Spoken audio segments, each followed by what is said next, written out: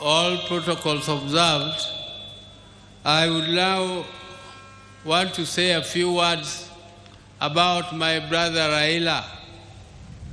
I want to tell the mourners today that I have lost my best friend in life.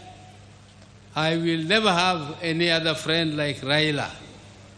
And it is with heavy heart that I stand before you to mourn him, and I really feel like not saying anything because my best friend is gone.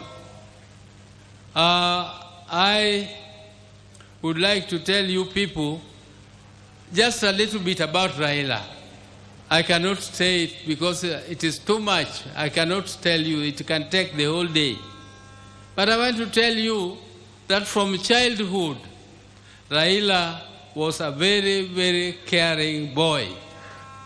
But he was also very principled. If he felt that he was being misused, he refused. For instance, one time, my father used to live in Kisumu, and we were living with my brother Raila in Nyamira here. And we used to go to Maranda school every morning in the dews before we reached school. We reached school when we were very wet. And one day, because my father used to come back home here every weekend, and when he came back that weekend, he expected us to be picking cotton, because this area used to be a cotton growing area.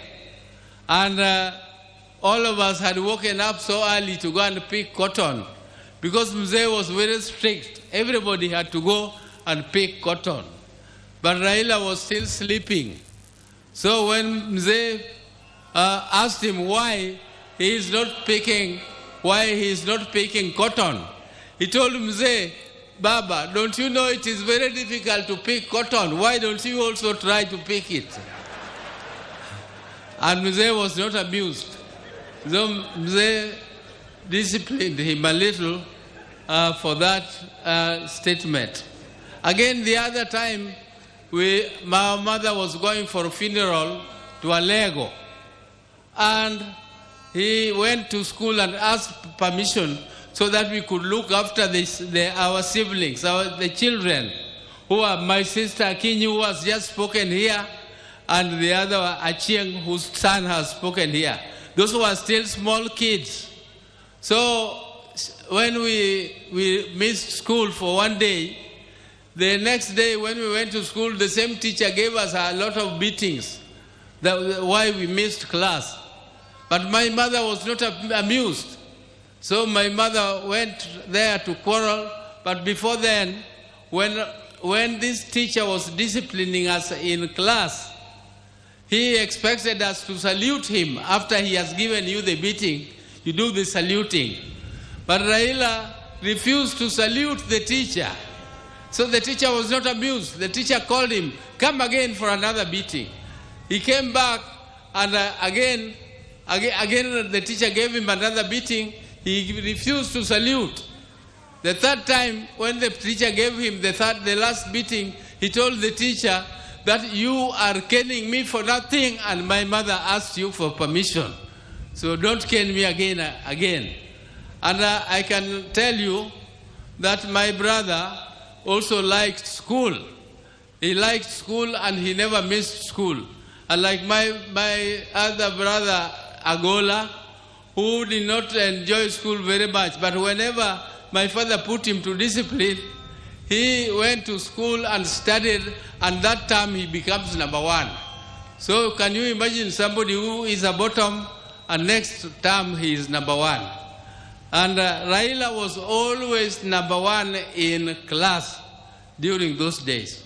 And Raila loved sport so much so that when we came back to Nyamira, we had a field where we were practicing jumping, we were practicing pole vault, we were practicing triple jump and other athletics.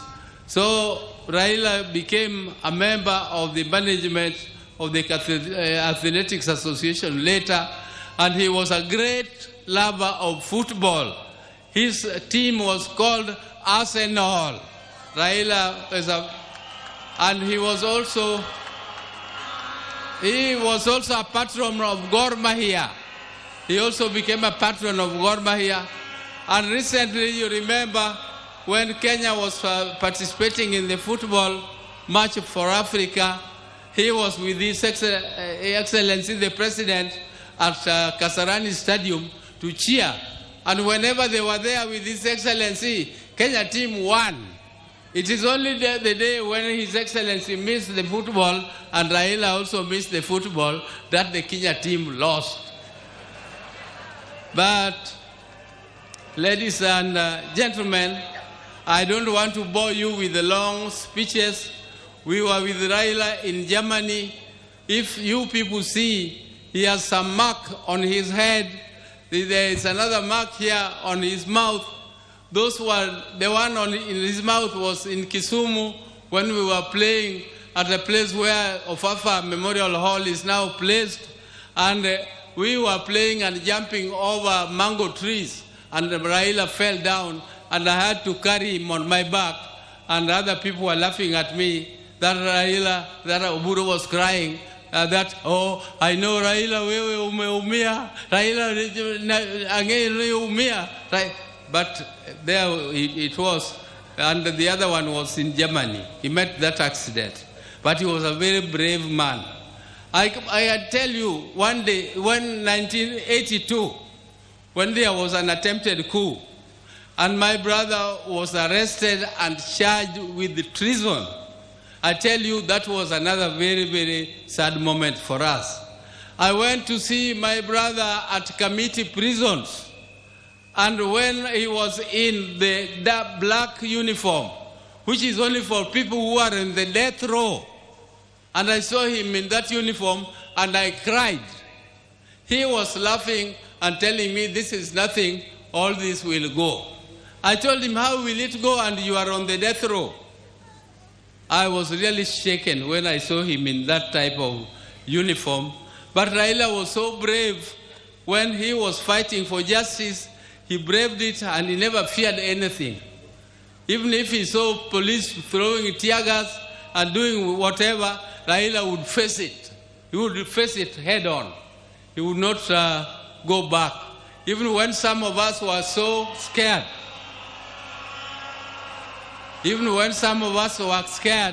Raila would go ahead and continue. So, ladies and gentlemen, I want to thank these people. First, I would like to thank His Excellency the President, who has stood with us right from the time I told him that Raila was sick. We were with him and Raila, we sat down and we organized and he agreed.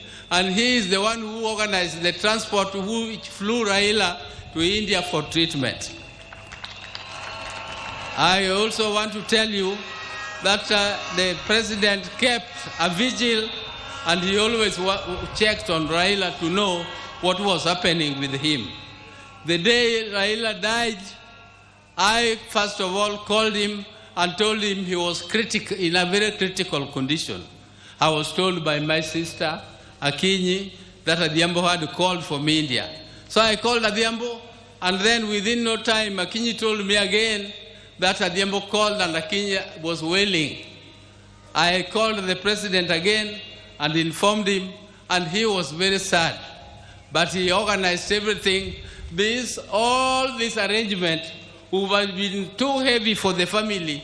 I don't know whether I would have not collapsed if this was placed on my shoulder to take care of this big crowd here. Thank you, Your Excellency. Thank you. I also want to thank the chairman of the National Funeral Committee, Professor Kithure Kindiki, who tirelessly worked and made sure that everything was organized and well arranged as it is now. I also want to thank the security.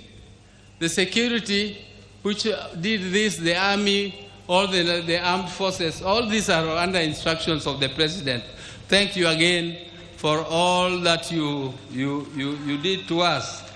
I also want to take this opportunity to thank Honorable Musalia Mudavadi, who led a team to collect the body of my brother Raila from India back here home, and he was accompanied by the ministers, Murkomen. Thank you very much, everybody who was in India to bring the body of Raila home. You did well. My special thanks go to Dr. David Olunya, who is a personal doctor of my brother, and he has been with him all through. He went to India, but he has been with him even earlier than that. They were together in Dubai. They were together at Nairobi Hospital. So thank you, David. Thank you for everything that you did. I also want to thank Ogeta. Ogeta is our relative, Enya Kewaka. He is the one who was taking care of Jacom up to the last moment when Jacom took his last breath. I also want to thank Jeff Oyer. I want to thank Winnie, particularly Winnie, the niece. Winnie is a very brave lady. She was there with Jacom when there was a session in Arusha where they were supposed to go for a session. I asked her, Winnie, are you not going? She told me, then she just pointed at the father and said, him. I'm not going because of him. I have to be with him. And that is before Raila went to India. And she was there from that date. She took care of her father, and she was very, very, I think she was very caring. She did everything that is humanly possible to do. Thank you, Winnie, for everything. And my sister, Ruth Adiambo, who also bought a ticket and went to see Raila. She sought her own visa, and she went there, and she was with him up to the last minute. Thank you, my sister. Thank you very much. I also want to thank Okech Sala from Migori, who was very close to Raila. He had arranged all the tickets, and he was with Raila all through. Okech Sala, thank you very much. I want to thank the National Assembly Speaker, the members who also organized and went to collect Raila's body, Aaron Cheriot and Junet, Honorable Junet, though he did not go, but the majority leader in the National Assembly. And I also want to thank all the visitors who have come, and Your Excellency, the security which has been taking care of Raila. I would like to plead with you. They have done a great job. They have kept vigil, and they have been there for him all through. So, Your Excellency, please give them promotion 1 grade. Just 1 grade won't be too much.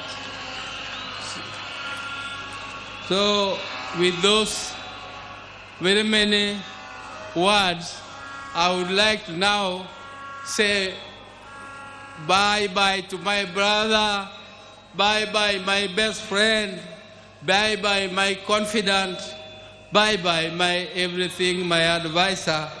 And I would want to ask God the Almighty to put your soul in peace, and please greet for us our people who went before you, my mother, Mary Odinga, my father, Jaramogi, who went before us, and all our siblings who are there, and all the great leaders who are your friends, like Julius Nyerere. Greet them all for us. Thank you. May God take care of you, because you are a good man. You are a good man and a truthful man. Thank you very much. Thank you.